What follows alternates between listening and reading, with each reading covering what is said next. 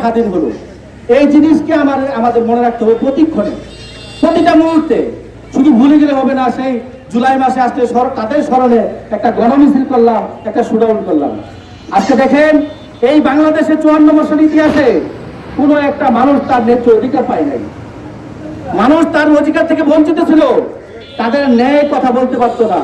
ন্যায় কথা বলতে গেলে তাদেরকে বিভিন্নভাবে টর্চারিং করা হতো। এর মধ্যে সবচেয়ে বড় বৈষম্য ছিল এই বাংলার জমিনের সকল আলেম ওলামারা। তারা কোনো সঠিক কথা বলতে পারতো না, বলতে গেলে তাদেরকে জঙ্গি বলে অপবাদ দেওয়া হতো। আজকে আসুন আমরা এই দেশকে বৈষম্যহীন, চাঁদাবাজহীন, দুর্নীতিহীন একটা সমাজ এবং রাষ্ট্র গঠন করব। এই জন্য সবাই সবার স্থান থেকে দুর্গ গড়ে তুলতে হবে, এই প্রতিজ্ঞা করতে হবে। দেখেন, বিগত ইতিহাসে বর্তমান যে খুব বিগত 24 সালে যেই একটা ফ্যাসিস্টের পতন হলো, তারা একটা আয়নাঘর স্থাপন করেছিল। এর আগে আরেকটা হাওয়া ভবন স্থাপন করেছিল।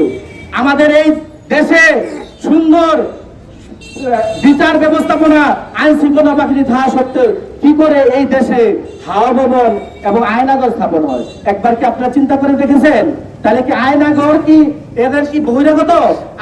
বিচার ব্যবস্থাপন কি আমাদের কি এত দুর্বল এবং যোগ্যতাহীন?